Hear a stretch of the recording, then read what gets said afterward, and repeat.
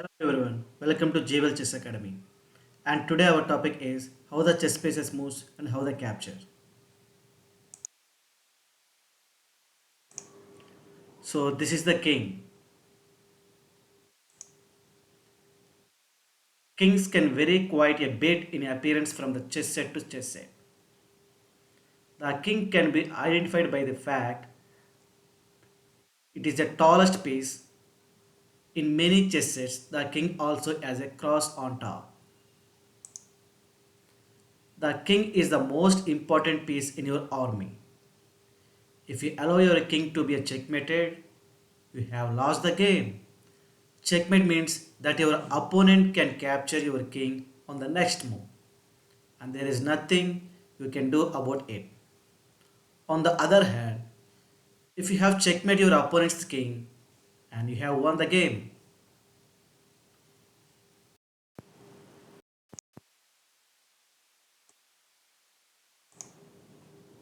and this king is a powerful piece, but not a fast moving one.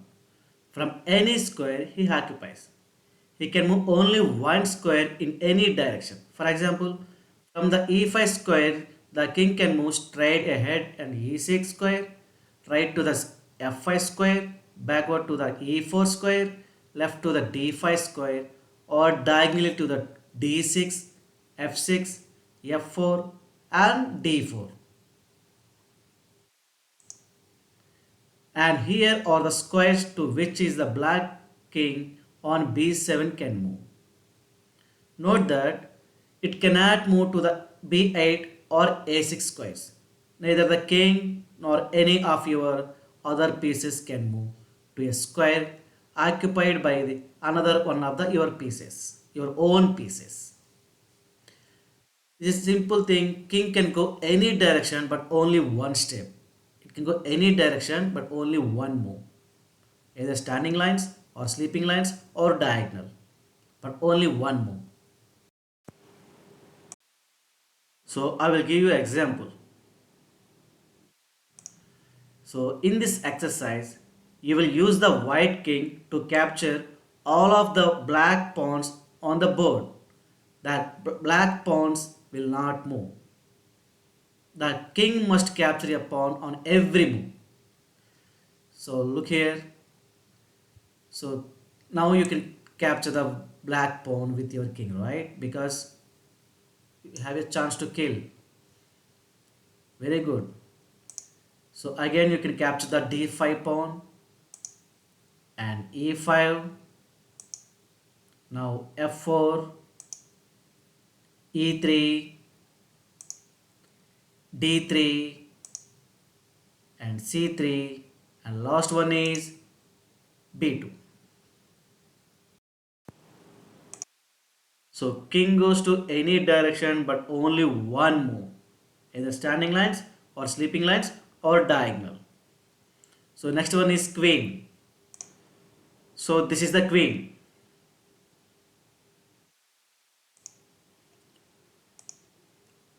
Queens can vary quite a lot in appearance from chess set to chess set, but she is usually the second in height next to the king, and is also easy to find because there is only one queen of each color per set, either white or black.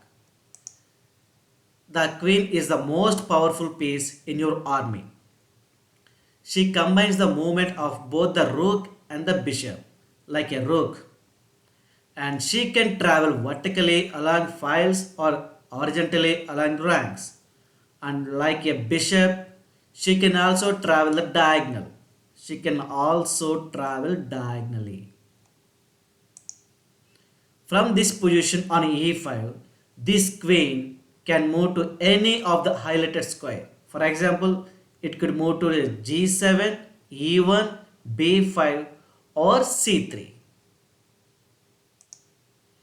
Here's another queen, this time on c6. Note the squares to which it can move. This time, its movement is hindered by the three of its own pieces on e6, f3 and b7. A queen can never jump over one of its own pieces. Okay, and well move this queen to c3.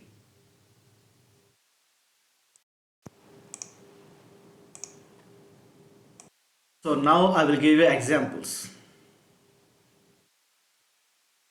Now try moving your queen and capturing within the following exercises.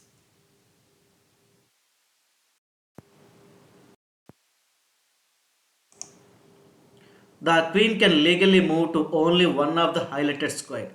Move the queen to that square. Which square? So where is the highlighted square? There are so many highlighted squares. Where is the correct position? So there is a highlighted square position, right? So you can move the queen to GA. It's a correct one. So queen goes to any direction, either standing lines or sleeping lines or diagonal. It can move any direction, anywhere, and also any steps. So queen can go any direction, any move. So it can go to same standing lines or same sleeping lines or same diagonal. But it can't jump over the pieces. So this is a rook. See, this is the rook. Rooks are easily identified in a chess set by the fact that they usually resemble the tower of the castle. In a chess game, the rook moves horizontally along the ranks or vertically along files. Either it can move standing lines or sleeping lines. From this position on e5, the rook can move to any of the highlighted square. For example, it could move to e1 or it can move to c5 or your wish. But it can move only for standing or sleeping, either horizontal lines or vertical lines only.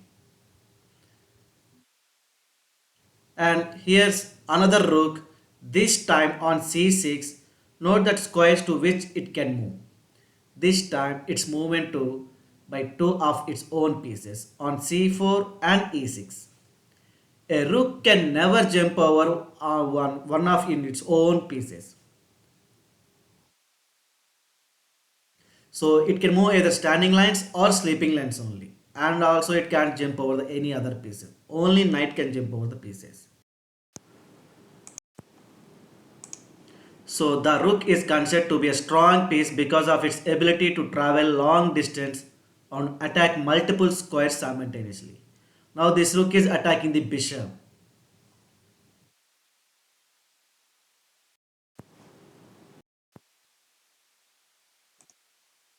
So now try moving a rook and capturing within the following exercises.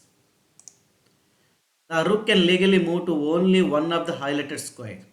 Move that rook to that square.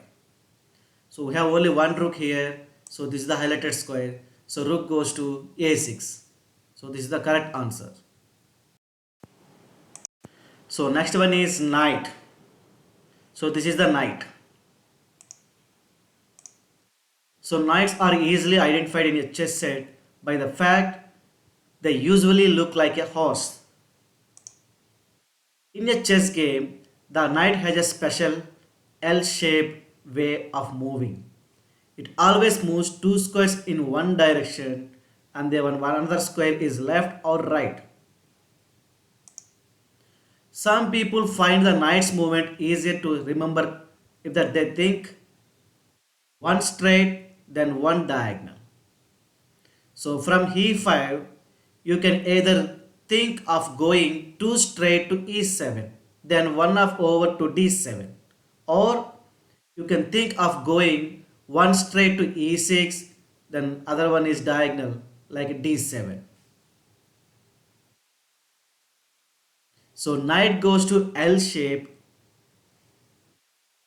and also three steps. From this position, see this position,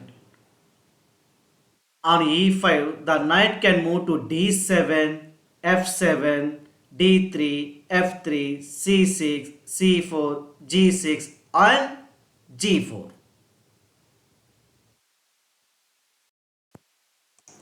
So next one is bishop. So this is the bishop.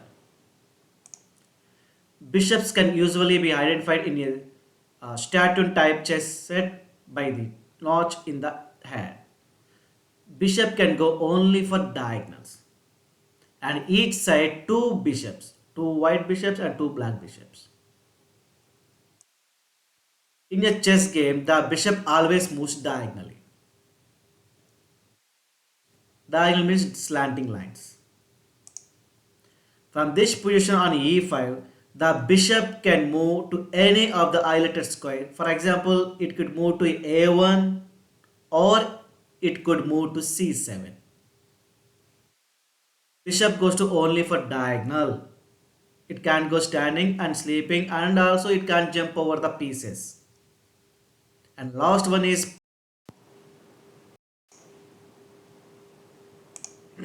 and this is the pawn. Pawns are easily identified in a chess set by the fact they are usually smaller than the chess pieces and by the fact there are 8 pawns of each color. There are 8 white pawns and 8 black pieces. 8 black pawns.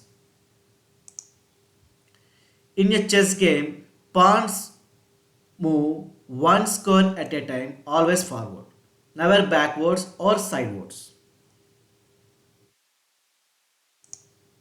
From its position on e5, this white pawn can move to only one square, that is e6. Only e6. It can go sleeping lines and it can go backward also. One of the pawn's first move of the game and only the first move, each pawn has the option of moving two squares forward in this setup. The pawn on f2 can move to f3 or it can move to f4.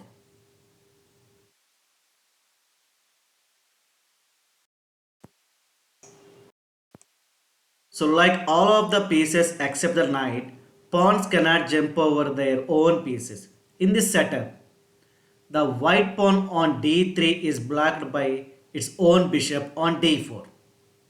So this bishop.